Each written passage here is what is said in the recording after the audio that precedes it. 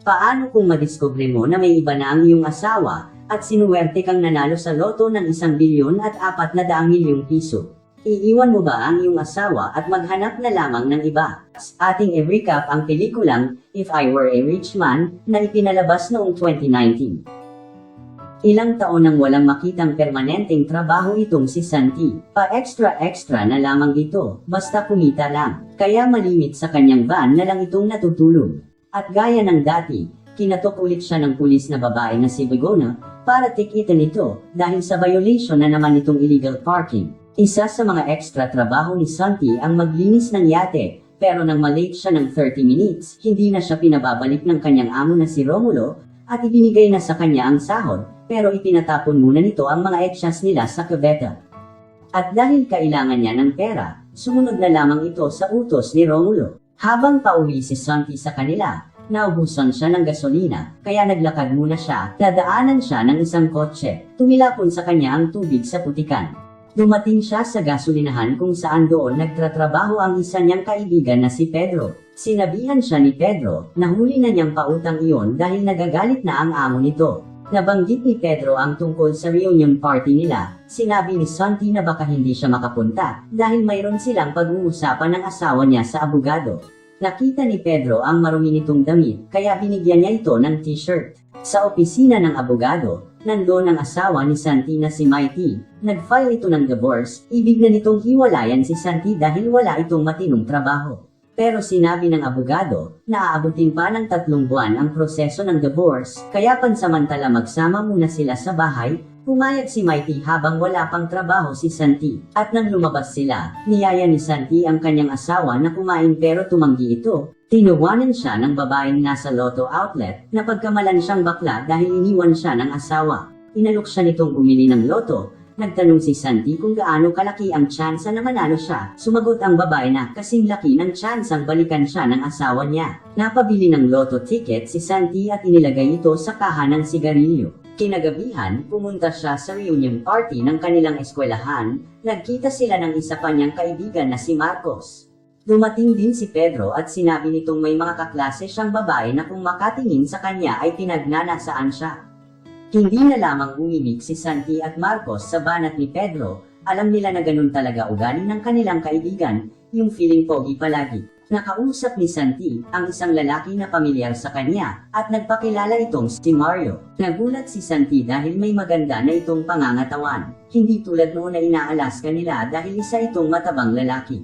Lumapit si Mighty, sinabi niya kay Santi na si Mario ang manager nila sa kanyang pinagtatrabahuhan. Kinabahan si Santi dahil may naramdaman siya na kakaiba sa mga tinginan ng kanyang asawa at ni Mario. Maging ang mga kaibigan ni Santi, napansin din nila ang kakaibang closeness ni na Mario at Mighty. Nagselos si Santi at nauna na itong umuwi. Itinapon niya ang kaha ng sigarilyo na may loto ticket, saka siya nakatulog sa sofa. Kinabukasan, maagang itinapon ni Mighty ang basura. Paggising ni Santi nakinig ito ng radyo sa kanaligo. Pero bigla niyang narinig na ini-interview ang babaeng nasa Lotto outlet, at tinatanong ng mga reporter kung kilala niya ang maswerteng bumili ng Lotto ticket. Sinabi ng babae na hindi niya kilala, dahil marami ang bumili, pero baka yung mukhang bakla, at nang sabihin ito ang mga numero, nakumpirma nga ni Santi na siya nga ang nanalo ng 25 million euro. Nagmamadaling itong lumabas, at hinanap sa basurahan ang kanyang Lotto ticket, at nang makita niya ito, naiyak siya sa tuwa. Wala siyang tigil sa pagsigaw at palundag-lundag. Excited niyang tinawagan si Mighty, pero di niya ito makunta, kaya pinuntahan na lamang niya ito sa pinagtatrabahuhan. Subalit nanlumo siya sa nakita, inakala niya nakikipaghalikan si Mighty kay Mario, pero ang totoo, pinigilan ni Mighty na halikan siya ni Mario. Kaya umalis na lamang siya na masama ang loob, pero nang makita niya ang hawak niyang loto ticket, bumalik ang kanyang saya.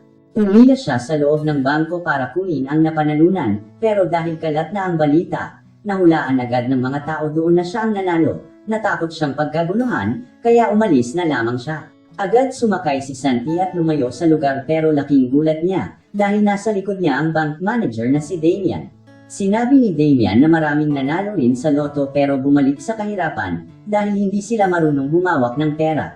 Sinabi ni Damian na eksperto siya sa pamamahala ng pera, at kaya pa niyang gawing triple ito. Dumating si Begona at pinahinto ang sasakyan ni Santi.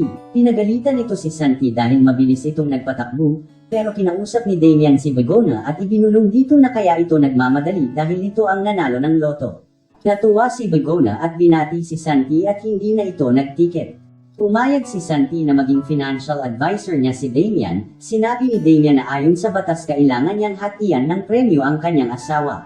Nag-aalala si Santi na baka ang boyfriend lamang nitong si Mario ang makinabang, kaya pumayag si Santi na iliing muna sa lahat na nanalo siya.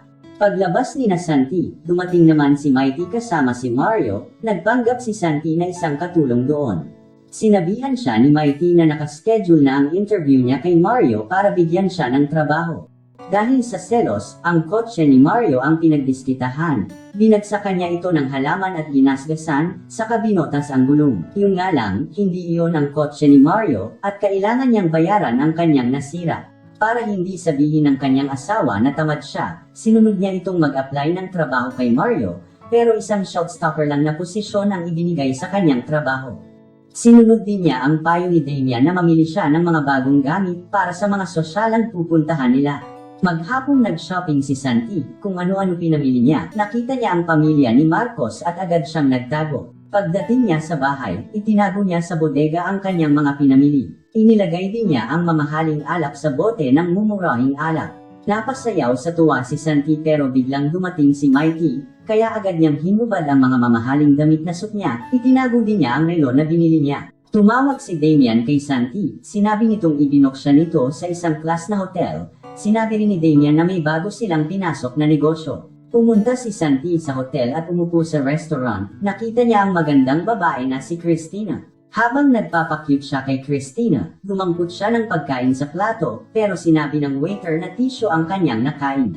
At doon ninamnam ni Santi ang magliwaliw sa isang class na kwarto. Sinundo nila si Pedro para mag-surfing, hindi pa rin ito nagbabago, mama's boy pa rin ito. Sa isang beach, masaya silang nag-surfing magkakaibigan, at nang mapagod, nagyaya si Marcos na mag-inuman, pero tumanggi si Santi at sinabi nitong wala siyang pera. Namataan nila si Mario at nagulat sila dahil magaling din itong mag-surfing. At nang pauwi na sila, pinahinto sila ni Begona, hiningi ni Begona ang lisensya ni Marcos, at nang inspeksyonin nito ang bag na dala ni Pedro, nakakuha ito ng isang supot na damo. Pinalabas ni Begona lahat pati na ang nagtatago sa likod. Nagulat si Begona nang si Santi ang lumabas. Kinumusta nito si Santi saka isinauli nito ang supot na damo para magamit niya pampakalma, kaya laking pagtataka ni Pedro at Marcos na hindi sila hinuli. Napasarap ng tulog si Santi sa hotel, kaya na-late siya ng pasok sa grocery. Pinagsabihan siya ni Mario pero ipinagtanggol din siya ni Mighty. Bago umalis si Mario ininsoto nito si Santi na mag-aral pa ng mabuti sa surfing. Kaya naman ninutusan ni Santi si Damian na kumuha ng pinakamagaling na surfer, si Eritz, isang sikat at world champion surfer na galing pang Australia. Tinuruan nito si Santi sa mga nalalaman niyang estilo, mabilis namang natuto si Santi. Napahanga si Mario na nanood, saka pa niya nalaman na si Santi pala ang pinapanood niya at kasama nito ang sikat na surfer. Niyaya ni Pedro at Marcos si Santi na mag-inuman, pero sinabi ni Santi na hindi siya makakapunta dahil kasama niya ang isang sikat na surfer. Hindi naniwala sina Pedro. Inisip nila na wala sa sarili si Santi dahil sa depresyon at problema nito sa asawa. Ang sumunod na araw, gipit sa pera si Romulo kaya ibinenta niya ang kanyang yate, at si Damian ang nakasunduan niya. Sa kanya nalaman na si Santi pala ang totoong bibili, pero bago ibinigay ni Santi ang pera, ipinatapon muna kay Romulo ang mga etsyas sa kabeta. Minsan nakasalubong ni Santi si Pedro at Marcos, nagtaka sila may magara itong kasuutan, pero naramdaman ni Santi na may pagtatampo ang mga kaibigan niya sa kanya, dahil hindi na sila nagkakasama-sama. Dumalaw ang mga magulang ni Mighty, sama-sama silang naghapunan. Minaliit ng ama ni Mighty si Santi, at sinabing hindi kaya ni Santi makabili ng masarap na inumin, subalit nang tikman nito ang alak, nasabi nitong katulad iyon ng pinakamahal na alak. Pumunta si Santi sa hotel para doon ulit matulog. Nakausap niya si Christina at nalaman niyang nagbibigay ito ng aliw sa tamang presyo. Habang mag-isa si Santi, naalala niya ang kanyang mga kaibigan, kaya tinawagan niya si Damian at may ipinagawa siya dito. May ipinadalang tao si Damian, nagpanggap itong nagre-recruit ng mga modelo at kinuha nito si Pedro bilang modelo ng isang kumpanya. Hindi naman makapaniwala si Marcos kay Pedro at muntik pa itong mapasigaw, nang sabihin ni Pedrong binayaran na siya ng 1 milyon. Dumating si Santi at ibinalita sa kanya ni Pedro na isa na siyang modelo, habang si Marcos hindi pa rin makapaniwala. Nang makauwi si Marcos, ibinalita naman ng asawa nito na pinamanahan sila ng tiyahin nito ng 1 milyon. Naglaro ng golf si Damian at Santi. Nakita nila si Mario. Sinabi ni Damian na pumunta sa kanilang bangko si Mario para mag-loan. Ibig nitong palabasing bankrupt na ang supermarket para mapaalis ang lahat na empleyado ng hindi babayaran. Subalit nakita siya ni Mario. Ibig sanang sabihin ni Santi kay Mighty ang kanyang nalaman kay Mario, pero dumating si Mario at sinabing nagpapalusot si Santi sa oras ng kanyang trabaho dahil nakita siya nito sa golf course. Nagalit si Mighty kay Santi, pero sinabi ni Santi na mas sinungaling si Mario. Bumili ng sports car si Marcos, hindi nagustuhan yun ni Santi dahil mas kailangan ng pamilya ni Marcos ang van. Sinagot siya ni Marcos na wala siyang pakialam kung ano gusto niyang bilhin. Ipinagtapat ni Santi na may pakialam siya dahil galing iyon sa napanalunan niya sa loto. At gabi-gabi kasama ni Santi ang kanyang mga kaibigan sa pagliliwaliw kung saan-saan, magkakasama nilang naranasan ang buhay ng maraming pera. At kapag nasa bahay sila, naririnig ni Santi ang pagtawag ni Mario kay Mighty, kaya tinatawagan din niya si Christina para pagsilusin si Mighty.